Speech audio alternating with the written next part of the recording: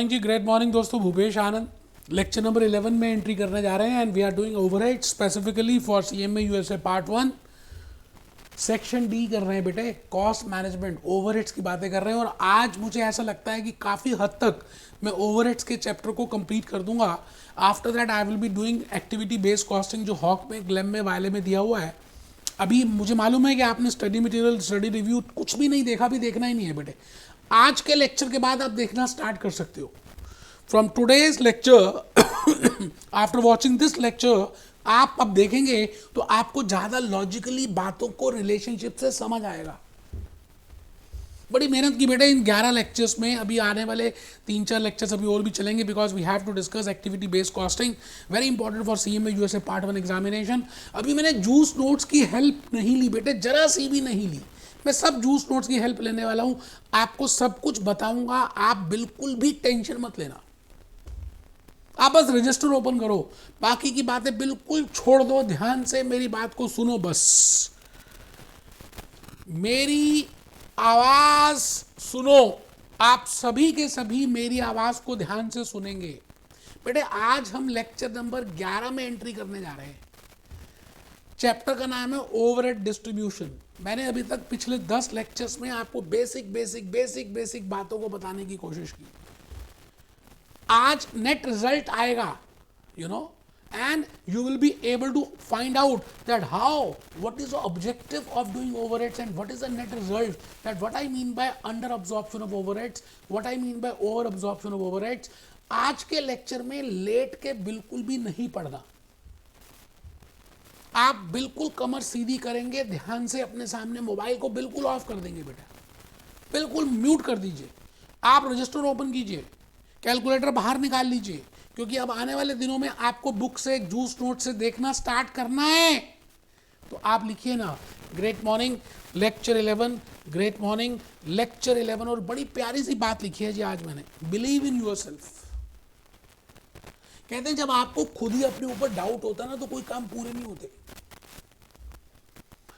आपको अपने ऊपर पूरा विश्वास रखना है कि आप कर सकते हो। और इसका कोई टैक्स थोड़ी है, कोई जीएसटी थोड़ी देना पड़ता है यार। आपको अगर अपने ऊपर खुद ही फेथ नहीं होगा, खुद ही ट्रस्ट नहीं होगा, खुद ही विश्वास नहीं होगा, तो यकीन मानिए फिर आप वो काम कर ही नहीं सकते बेटे। पहली दुनिया तो अंदर से शुरू होती है। It is from inside to outside, it is not from outside to inside. I think you are getting a point. दुनिया अंदर से बाहर जाती है, बाहर से अंदर नहीं होती। It means you have to firstly believe that you can do it. आप छोटे से बच्चे थे ना तो आप फटाफट सारी चीज़ें ट्राई करते रहते थे जब स्कूल में जाते थे। जैसे जैसे बड़े होते जा रहे हैं आपको अपने ऊपर विश्वास ही कम होता जा रहा है। नहीं बेटे, आइए हम बड़ी प्यार से बेटे, बड़े प्यार से आज का ये जो चैप्टर लेक्चर है ना, लेक्चर 11 बेटे, इसका अगर मैं नाम देना चाहूँ तो मैं नाम दूंगा under absorption of factory overheads और over absorption of factory overheads, और जस्ट अंडर और ओवर अब्जॉर्प्शन ऑफ ओवरहेड्स, या अंडर और ओवर रिकवरी ऑफ ओवरहेड्स। बेटे आज का ये जो लेक्चर है, नो डाउट मैंने पिछले 10 लेक्चर्स में नींव रखी है, लेकिन 11th लेक्चर की अपनी इंपॉर्टेंस है कि आपने सोचा कुछ था, हुआ कुछ। अब जो सोच है और जो हो गया, जो फिक्शन था, जो फैक्ट है, उन दोनों में डिफरेंस जो आएगा, that difference is deviation, and that deviation is variance. So today firstly we will understand that what are the reasons, how to calculate that difference, you know. If it is a positive difference, then what is the name of that, and if it is a negative difference, what is the name of that, when I can say it is a under absorption and when I can say it as a over absorption। आज के lecture के through मैं आपको सारी बातें बताऊंगा और case study ली है बेटे, बड़ी प्यारी सी केस स्टडी ली है और उसमें 4 सिचुएशंस को बताने की कोशिश किया। आप रजिस्टर ज़रूर ओपन करना, कैलकुलेटर से तो ज़रूरत नहीं पड़ेगी, फिर भी अपने सामने कैलकुलेटर रखना बेटे। मैंने बड़ी मेहनत की आज के लेक्चर को प्रिपेयर करने के लिए। आप हेडिंग लिखो अंडर और over absorption of overheads. I think in the last lecture मैंने आपको बताया था कि हम एब्जॉर्प्शन रेट कैलकुलेट करते हैं। अच्छा वो ब्लैंकेट रेट भी हो सकता है, सिंगल रेट भी हो सकता है, उसमें बेसिस कुछ भी हो सकता है। उसको यूज करके हम क्या करते हैं, एब्जॉर्ब्ड ओवरहेड्स कैलकुलेट करते हैं, रिकवर्ड ओवरहेड्स कैलकुलेट करते हैं, अप्लाइड ओवरहेड्स कैलकुलेट करते हैं। इसका मतलब हम कितना ओवरहेड चार्ज करें उस प्रोडक्ट में, उस कॉस्ट सेंटर में, उस जॉब में, उसको एस्टिमेट कर लेते हैं पहले ही। और ये सारी एस्टिमेशन पहले होती है, टाइम टेबल बिगिनिंग में बनता है, बजट्स पहले बनते हैं, एब्जॉर्प्शन रेट्स पहले कैलकुलेट करते हैं, रिकवरी रेट पहले होता है। आई थिंक आप बात समझ रहे हैं। तो मैं आज के इस लेक्चर में फर्स्ट पॉइंट चाहता हूं कि आप लिखें। मुझे मालूम है कि ये आपको पता है, I know that you know, but I know that you don't know, and you don't know that you don't know. आपको पता ही नहीं कि आपको क्या नहीं पता, आपको ये पता ही नहीं है कि लिख लिख के भी नॉलेज आती है। तो आप लिखिए एब्जॉर्ब्ड और अप्लाइड और रिकवर्ड ओवरहेड्स और चार्ज्ड ओवरहेड्स, चार नाम दिए जी मैंने, कुछ भी लिख सकते। एब्जॉर्प्शन रेट को गुणा करते हैं एक्चुअल प्रोडक्शन से। देखिए मैं अब अपनी चर्चा में, डिस्कशन में, because I can have different types of activities, different types of basis, I can calculate absorption rate in per hour, I can calculate absorption rate in percentage, I can calculate absorption rate in units। तो मैं अभी आज के lecture में ये मान के चल रहा हूं कि मेरा जो बेस है वो यूनिट्स है, और वो यूनिट्स के बेसिस में मैं जो एब्जॉर्प्शन रेट कैलकुलेट कर रहा हूं वो पर यूनिट कैलकुलेट कर रहा हूं। हो कुछ भी सकता है, बस आने वाली जो चर्चा चलेगी, I am assuming that the production is in units. So my absorbed overheads will be in units, absorption rate per unit into actual production। बेटे ये बात आपको पता थी, लेकिन मैं कुछ और बताना चाहता हूँ इसकी मदद से। आप ध्यान से आने वाले 3-4 मिनट समझना। फर्स्ट पॉइंट आप सभी लिख लीजिए, एब्जॉर्ब्ड ओवरहेड्स। एक बच्चे को नींद आ रही है सुबह, अभी तो क्लास भी शुरू नहीं हुई बेटे, है? पानी पी लो, थोड़ा सा पानी पियो मेरे बच्चे। एब्जॉर्ब्ड और अप्लाइड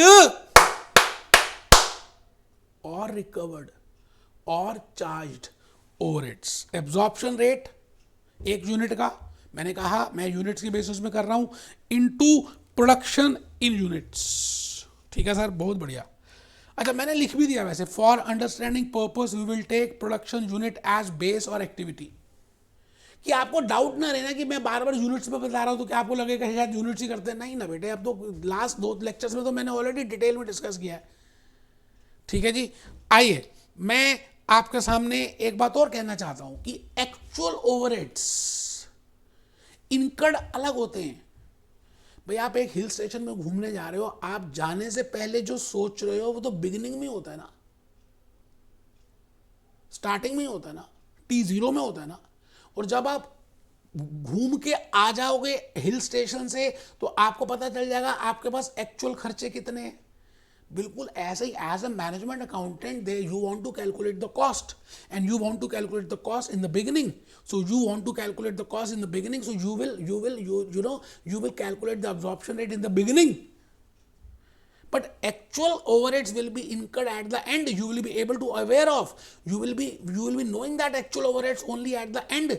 आपको एक्चुअल ओवरहेड्स एंड में ही पता चलेंगे। तो मैंने बस लिखा है अभी। अच्छा, जनरली जो आप सोचते हैं ऐसा होता थोड़ी है। आपने सुना होगा गॉड प्रपोजेस या मैन प्रपोजेस गॉड डिस्पोजेस, कुछ ऐसी है बेटा कहावत। आप जो सोचते हैं जरूरी नहीं कि वैसा होगा, हो भी सकता है। I am not denying with that situation, but the point is what I am thinking कि भाई इतने ओवरहेड्स होंगे, इतनी बजटेड ओवरहेड्स होंगे, इतनी प्रोडक्शन होगी, या इतने नंबर आने चाहिए एग्जाम देने से पहले। जब आप एग्जाम दे के आते हो तो आपकी एस्टिमेशन में कुछ चेंजेस आ जाते हैं। So there has to be a difference in the absorbed overheads and the actual overheads, and that difference can be positive or negative। And when I say positive or negative, I can say that difference is under or over। रटना नहीं है कि negative है तो under, positive है तो over, कुछ नहीं बेटे। भूपेश आनंद के लेक्चर में रटना तो है ही नहीं। मैं आपसे क्या कह रहा हूं, मैं आपसे ये कह रहा हूं कि the difference in the absorbed overheads and the actual overheads. That difference is named as deviation or a variance. That can be a positive variance or a negative variance. जब हम एक चीज़ से दूसरी चीज़ को घटा करते हैं, माइनस करते हैं, लेस करते हैं, तो या तो डिफरेंस पॉजिटिव आता है या नेगेटिव आता है. अभी मुझे नहीं पता कि वो अंडर है या ओवर है, बस आपको मैं एक लॉजिकली बात बताना ये चाहता हूँ एक केस स्टडी की हेल्प से. बेटे आइए बेटे, पहले केस स्टडी लेंगे, आराम से समझेंगे, कोई जल्दी नहीं है इसमें. मैंने 4 केसेस लिए हैं, उसके बाद लिखेंगे. अभी आपने लिखना नहीं है, पेन को बिल्कुल नीचे रख दीजिए. कसम होगी अगर पेन को उठाया तो. केस स्टडी को समझना है. मैंने इस क्वेश्चन में, इस केस स्टडी में 4 केसेस लिए आपको लॉजिकली बातों को समझाने के लिए. मैं थप्पड़ मार दूंगा अगर ठीक तरह से नहीं बैठोगे तो. मैंने अज्यूम किया कि बजटेड फैक्ट्री ओवरहेड्स, अज्यूम हमेशा पहले होता है, टाइम टेबल 0 पहले पीरियड में बनता है, 0 में बनता है. मैंने starting of the year, beginning of the year ये मान लिया कि भाई 50,000 रुपए के फैक्ट्री ओवरहेड आएंगे सब कुछ करने के बाद, रीअपोर्शनमेंट के बाद, एलोकेशन के बाद, अपोर्शनमेंट के बाद, सर्विस डिपार्टमेंट के बाद, प्रोडक्शन डिपार्टमेंट की जो खर्चे होंगे वो 50,000 रुपये होंगे. मान लेते हैं जीन्स डिपार्टमेंट का खर्चा 50,000 रुपये होगा. मैंने ऐसे सोचा, पहले एस्टिमेट किया बिगिनिंग में, और मैंने ये सोचा कि मैं 5,000 जीन्स को प्रोड्यूस कर पाऊंगा. I can produce I can manufacture 5,000 units और 5,000 जीन्स. ऐसा सोच सकते हैं, सोचने में तो कोई टैक्स नहीं है. केस स्टडी है बेटा, समझाना चाहता हूँ, चर्चा कर रहा हूँ. आपको पता ही नहीं है कि मैं लॉजिकली आपको कुछ बातें आपके दिमाग में डालना चाहता हूं. तो मैंने ये 2 बातें मानी है, ठीक है जी. और मैंने ये माना कि 5,000 यूनिट्स नॉर्मल कैपेसिटी में मैं 5,000 यूनिट्स बना लूंगा. And I have already told in the last lecture that what I mean by normal capacity, what I mean by installed capacity, what I mean by actual capacity. We always calculate absorption rate on the basis of normal capacity. Can you tell me कि भाई 50,000 रुपए के खर्चे और 5,000 units, तो एक unit में कितना खर्चा आएगा बेटे? एक यूनिट में जो खर्चा आएगा वो होगा 10 रुपीज पर यूनिट. सिंपल सी मैथमेटिक्स है यार, न्यूमरेटर अपन डिनोमिनेटर. इतने खर्चे होंगे, इतनी गोलियां थी, इतने लोग थे, मार दो गोलियां. इट मीन्स 50,000 इज द खर्चा and 5,000 units you are estimating to produce. Estimated kharcha upon estimated production, budgeted kharcha upon budgeted production, because I am assuming my discussion in the units, so I have taken the base as units. So my absorption rate will be rupees 10 per unit.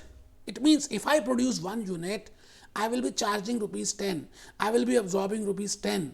तो इसका मतलब मैं आगे चला, कुछ आगे चला बेटे, कुछ और आगे चला. आपके लिए मैंने एक छोटी सी बात ये बताई. मैंने क्या किया, केस 1 लिया बेटे, आराम से 4 केसेस लेंगे. केस 1 में मैं ले रहा हूं कि अगर फैक्ट्री ओवरहेड्स 50,000 ही हो, क्योंकि ऐसा ना कि मैं दोनों चीज़ों को, वैसे तो न्यूमरेटर और डिनोमिनेटर दोनों में चेंज आ सकता है. इसका मतलब बजटेड ओवरहेड्स जो आपने सोचे वो एक्चुअल ओवरहेड से डिफर हो सकते हैं. बजटेड प्रोडक्शन जो आपने सोचा वो एक्चुअल प्रोडक्शन से डिफरेंट हो सकता है. अगर मैंने दोनों चीज़ें एक ही साथ चेंज कर दी ना, तो आपको थोड़ा सा शायद समझने में दिक्कत हो, लेकिन दोनों हो सकते हैं. तो इसलिए I have to prepare 4 cases. मैं एक एक करके धीरे धीरे प्यार को बढ़ाना है, हद से गुजर जाना है मेरे दोस्त. तो मैं धीरे धीरे आगे चलूंगा, आप घबराना मत, डरना मत, आप बस डटे रहना, करते रहना. तो मैं लिख रहा हूं जी case 1, if actual factory overheads incurred are ₹50,000. Actually में मैंने जान के जो बजटेड ओवरहेड्स थे 50,000 रुपए के, उन्हीं को माना कि वो एक्चुअल में भी 50,000 ही हुए. ठीक है जी. बट मैंने पहले सोचा था कि प्रोडक्शन कितनी होगी, 5,000 यूनिट्स, और एक्चुअली में कितनी हो गई, 4,000 यूनिट्स. 5,000 यूनिट्स बजटेड प्रोडक्शन है, एक्चुअल प्रोडक्शन है 4,000 यूनिट्स. मैंने अज्यूम किया, डिफर हो सकती है, आप जो सोचते हो कितने मार्क्स आएंगे बेटा, डिफरेंस हो सकता है. There are so many reasons. तो अब मैं आपके सामने ये सिचुएशन में कहना चाहता हूं कि आप बताइए जी एब्जॉर्ब्ड ओवरहेड्स कितने होंगे. एक बच्चा कहता है ये लिखना है, उसके थप्पड़ मारना है, पूछ रहा है बीच में लिखना, हाँ लिखना है. Absorbed overheads, recovered overheads. क्या आप मुझे बता सकते हैं कि आपने कितने ओवरहेड्स को चार्ज कर दिया होगा? आपने सोचा था 50,000 रुपये खर्च होंगे, आपने सोचा था 5,000 यूनिट्स बनेंगे, एक्चुअली में 50,000 ही खर्च हुए। इसका मतलब जो सोचा था वही हुआ, लेकिन एक्चुअली में 5,000 यूनिट सोचे थे, बने कितने? 4,000। It means there is a difference in the production level. Now, I am not going that why there is a difference in the production level. It can be so many reasons. The point is, here, I will be absorbing overheads. Can you tell me how much will be the absorbed factory overheads or recovered factory overheads? बेटे absorb कितने होंगे? जितने बनाए। अच्छा, ये 4,000 units एक ही दिन बने होंगे या ड्यूरिंग द पीरियड बने होंगे? बेटे ड्यूरिंग द पीरियड बने होंगे। जैसे पहले दिन मैंने 1 यूनिट बनाया, दूसरे दिन 50 यूनिट, 5 यूनिट बनाए। तो जब मैंने पहले दिन 1 यूनिट बनाया तो 10 रुपये चार्ज कर दिए, दूसरे दिन 5 यूनिट बनाए, 5 जीन्स बनाई तो 50 रुपये चार्ज कर दिए, तीसरे दिन 100 बनाई तो फिर मैंने 1,000 रुपये चार्ज कर दिए। इट मीन्स जो आप एब्जॉर्ब करेंगे that is always during the year. जो आप बजटेड सोचते हैं that is always in the beginning of the year. और ये जो एक्चुअली जो आपने ओवरहेड्स निकाले, एक्चुअल प्रोडक्शन जो आपको पता चली, बेटे it is always at the end of the year. देखिए कितनी मजे की बात है। Budget is always in the beginning of the year, actual is always at the end of the year and you absorb during the year. It means these 4,000 units you have charge during this year. तो absorbed factory overheads का मैंने formula लिखा जी, आप लिखें, आपको पता है ये formula. Recovery rate, absorption rate per unit, क्योंकि हम सारी डिस्कशन पर यूनिट पे ले रहे हैं, इनटू एक्चुअल प्रोडक्शन इन यूनिट्स, कि मैंने एक्चुअली में कितने यूनिट्स बनाए और 1 यूनिट बनाने में कितना खर्चा आएगा। अच्छा, 10 रुपये तो पहले से निकाला हुआ है आपने, तो आप बताइए जी 10 रुपये जब पहले से किया हुआ है तो 10 rupees is absorption rate. 4,000 units actually में बनाए तो आपने 40,000 का खर्चा जोड़ दिया उस प्रोडक्ट में। सवाल आता है, आपने एक्चुअली में 50,000 रुपये इनकर किए थे, अभी पता चलेगा। एंड बजटेड ओवरहेड्स भी 50,000 थे, बट आपने एक्चुअली में 50,000 इनकर किए थे, लेकिन आपने उस प्रोडक्ट में एब्जॉर्ब 50,000 नहीं किए, आपने एब्जॉर्ब किए, रिकवर किए, उसके जिम्मे डाले 40,000 रुपये। क्योंकि 1 यूनिट पे 10 रुपये था, बनाए 4,000 तो 40,000 डाले, बट एक्चुअली में खर्चा तो 50,000 का हुआ है।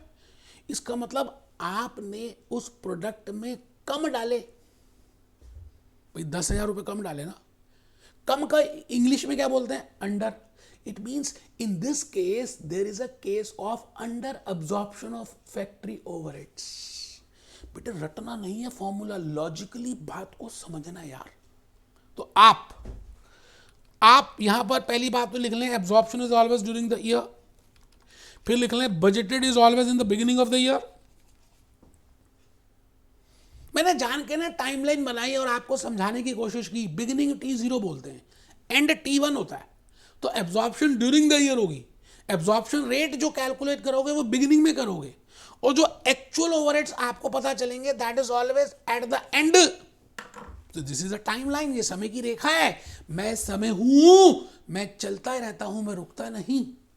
तो बेटे एक टाइमलाइन को एक्स एक्सेस को बनाएं, तो 0 लिखा, फिर 1 लिखा। मैंने कहा जी बिगिनिंग में हम बजटेड सोचते हैं, 1 में हम एक्चुअल करते हैं, और जो बीच में होता है उसको हम क्या कहते हैं, उसको क्या बोलते हैं? एब्जॉर्प्शन। अब देखिए किस्सा कहाँ रहा है, आपको लॉजिकली समझना है तो रटना नहीं पड़ेगा। ये फॉर्मूला रटने की जरूरत नहीं है। Under actual overheads minus recovered overheads, actual minus this, over is equal to this minus this, कुछ नहीं करना। आप सोचो ना कि आपने खर्चा किया 40,000 और 50,000, और आपने उस प्रोडक्ट में जो चार्ज किया, जो एब्जॉर्ब किया, वो 40,000 ही किया, कम किया ना।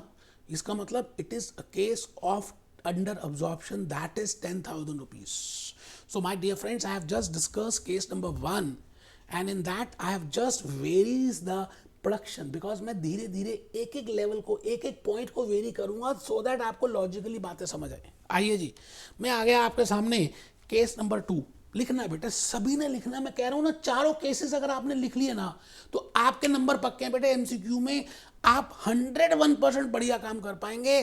केस नंबर 2 बेटे, बजट वही है, budgeted factory overheads 50,000, budgeted production 5,000, actual overhead incurred. मैंने अभी पहले केस में 50,000 ही लिए थे, बट अब जान के मैं चेंज करूंगा, एक एक चीज चेंज करूंगा तो आपको लॉजिकली बात समझ आएगी। मैं अब जान के एक्चुअल ओवरहेड्स 55,000 रुपए लिखे मैंने, 55,000 रुपीज, और एक्चुअल प्रोडक्शन 5,000। मतलब मैंने यहां पर न्यूमरेटर को चेंज कर दिया, मैंने यहां पे खर्चे को चेंज कर दिया। बड़ी सिंपल सी बात है जी, जितनी एक्चुअल प्रोडक्शन होगी आप उसको लीजिए यूनिट्स में, और एब्जॉर्प्शन रेट पर यूनिट लीजिए, और एब्जॉर्ब्ड ओवरहेड्स निकाल लीजिए। मैंने नीचे लिखा रिकवर्ड और एब्जॉर्ब्ड ओवरहेड्स। सबने लिखना बेटे, सबने लिखना है। कसम होगी 10 रुपए पर यूनिट का रेट आप पहले से ही यू हैव ऑलरेडी कैलकुलेटेड, और 5,000 यूनिट्स बना रहे हो। एक्चुअली में तो 5,000 ही बना रहे हो, तो आप देख रहे हो कि मैं कितना खर्चा उसके अंदर जोड़ दूं। मैंने कहा भाई 1 यूनिट बनाऊंगा तो 10 रुपए का खर्चा जोड़ूंगा, 5 यूनिट बनाऊंगा तो 50 रुपए का खर्चा जोड़ूंगा, 5,000 बनाऊंगा तो 50,000 का खर्चा जोड़ूंगा, और मैंने 50,000 का खर्चा ही जोड़ दिया। It means absorbed overheads, recovered overheads are rupees 50,000. But my dear friends, my actual overheads incurred are 55,000. मैंने ज़्यादा खर्च किए, मैंने एब्जॉर्व 50,000 ही किए। इसका मतलब इस केस में भी तो मैंने अंडर एब्जॉर्प्शन किया, क्योंकि जो यूनिट्स बन गए थे मेरा खर्चा तो 55,000 का हुआ था, लेकिन मैंने एब्जॉर्ब कितना किया, 50,000 ही किया। It means it is a case of under absorption. अगर आप इसका फॉर्मूला रटेंगे तो आप पागल हो जाएंगे। रटना नहीं है, मैंने वैसे फॉर्मूला लिख दिया, मैंने लिख दिया बेटे, आपको लॉजिकली समझ आए, लिख दिया है। मैं फिर रिपीट करता हूँ, रटना नहीं है, लॉजिक समझना यार। मैं आ गया जी केस 3 में। बेटे आई थिंक अंडर एब्जॉर्प्शन की दोनों बातें समझ आ गई। अभी हम सम अप करेंगे, आप टेंशन मत लें। मैं अभी आ रहा हूँ ओवर एब्जॉर्प्शन में। आपको मालूम है, आप भूल गए, budgeted production, budgeted overheads 50,000 rupees, budgeted production is 5,000 units, and actual factory overheads 50,000 ही लिया। मैं पहले डिनोमिनेटर ही चेंज करता हूं, आपको पता ही है। एक्चुअल प्रोडक्शन मैंने 6,000 यूनिट ले ली। अच्छा, जैसे ही मैंने प्रोडक्शन, मैंने सोचा था कि 5,000 यूनिट्स ही बना पाऊंगा नॉर्मल कैपेसिटी में, बट 6,000 यूनिट्स बन गए। कई बार आप सोचते हो 3 घंटे पढ़ पाऊंगा आप, लेकिन आपको मजा आता है, आप ज्यादा पढ़ते हो। जैसे मेरे वीडियो लेक्चर्स में आपको मजा आता है, आप ज्यादा पढ़ लेते हो। इसका मतलब आपने एक्चुअली में 6,000 यूनिट्स बनाए। आपने सोचा था कि 5,000 बनाएंगे, तो जब आपने ज्यादा बनाए तो बेटे एब्जॉर्ब्ड कैसे निकालेंगे? बड़ा ही सिंपल है जी। एब्जॉर्ब्ड का मतलब ये है कि 1 यूनिट पे 10 रुपए का चार्जिंग करना है, तो जब 6,000 बनाए तो recovered overheads, absorbed overheads, applied overheads will be ₹60,000। My dear friends, बेटे लिखना है, लिखोगे, मैं लिख चुका हूँ, हैंड रिटन स्लाइड्स आपके सामने मैंने पहले बनाई कि आपका टाइम बच जाए। लिखो बेटा, ओवर एब्जॉर्ब। अब आप ये लॉजिकली सोचो, फॉर्मूला रटना नहीं है। आपने एक्चुअली में 50,000 रुपए ही खर्च किए, बजटेड भी 50,000 ही थे, सोचे भी 50,000 थे, एक्चुअली में हुए भी 50,000, लेकिन आपने एब्जॉर्ब 60,000 कर दिए। इसका मतलब आपने ज्यादा जोड़ दिए, इसका मतलब आपने ज्यादा ऐड कर दिए, और इंग्लिश में क्या बोलते हैं इसको? Over. So, beta, it is a case of over absorption by 10,000 rupees. Now, there is no need to learn the formula, my dear friends. Just you have to understand the concepts. Don't go in the formulas. Recovered minus this, my recovered minus actual, actual minus recovered. कुछ नहीं करना यार भूपेश आनंद के lecture में। आप 60,000 minus 50,000, आपको logically समझ आ गया ना कि भाई 10,000 रुपए आपने ज्यादा एब्जॉर्ब किए उन 5,000 यूनिट्स, 6,000 यूनिट्स में। ठीक है जी, लास्ट केस में आ गए बेटे, लास्ट केस में आ गए। मैं क्या करूंगा, ओवर अब्जॉर्प्शन का लास्ट केस बताने जा रहा हूं, जब एक्चुअल ओवरहेड्स 45,000 रुपए हुए, प्रोडक्शन 5,000 यूनिट्स ही हुई। अच्छा, बजटेड 50,000 थे, बजटेड प्रोडक्शन 5,000 यूनिट्स थी, एक्चुअल ओवरहेड्स मैंने जान के 45 ले लिए, एक्चुअल प्रोडक्शन मैंने 5,000 ही ली। तो सिंपल सी बात है जी, एब्जॉर्ब कितने करेंगे? 10 रुपये पर यूनिट के हिसाब से 5,000 यूनिट्स बनाए तो 50,000 रुपये एब्जॉर्ब हो जाएंगे। इसका मतलब आपने 50,000 रुपये का खर्चा जोड़ दिया, लेकिन एक्चुअली में इनकर कितना किया है? 45,000, क्योंकि एक्चुअली में ओवरहेड्स इनकर ही 45,000 हुए। इसका मतलब आपने खर्चा कम किया लेकिन जोड़ा ज्यादा, ऐड ज्यादा कर दिया, क्योंकि एब्जॉर्प्शन रेट के बेसिस पे आप चार्ज करते हैं। तो आपके टोटल ओवर अब्जॉर्प्शन आ गई बेटे 10,000 रुपीज की। अब एक बच्चा ना रटने की कोशिश कर रहा है, मैं फिर रिपीट करता हूं, मैं थप्पड़ मार दूंगा अगर रटोगे तो। अभी लॉजिकली देखो, मैंने सारी बातों के लिए एक टेबल बनाया, अब इस टेबल को रट लेना। टेबल भी रटना नहीं है, सुनो। मैंने कहा जी आपका फॉर्मूला है न्यूमरेटर अपॉन डिनोमिनेटर। जब भी न्यूमरेटर में या डिनोमिनेटर में कुछ भी चेंज आएगा, कुछ भी गड़बड़ होगी, तो बेटे या तो अंडर होगा या ओवर होगा। जैसे मैंने कहा budgeted overheads, budgeted production, actual overheads, actual production, इन चारों में एक्चुअल प्रोडक्शन में और बजटेड प्रोडक्शन में, एक्चुअल ओवरहेड्स में और बजटेड ओवरहेड्स में कहीं पे भी किसी में भी चेंज आया तो गड़बड़ हुई, और गड़बड़ हुई तो नुकसान हुआ। It means it will be a case of under absorption और over absorption whenever there is a गड़बड़। You getting my point that what I mean by गड़बड़? Now what are the reason for that गड़बड़? We will see to that. अभी हम जा नहीं रहे, अभी हम पहले लॉजिकली समझ रहे हैं कि भाई है क्या। अच्छा आप ये बताओ, यूनिट्स, पहले आप अपने पेज में दो इसी तरह से टेबल बना लो। एक कॉलम में लिखो यूनिट्स, दूसरे लिखो एक्चुअल ओवरहेड्स, और यहां पे लिखो अंडर अब्जॉर्प्शन और यहां पे लिखो ओवर अब्जॉर्प्शन। आपको क्या लगता है अभी जो मैंने 4 केसेस लिए, फर्स्ट केस था ये वाला, ये फर्स्ट केस था जब मैंने एक्चुअल प्रोडक्शन 4,000 यूनिट्स लिया।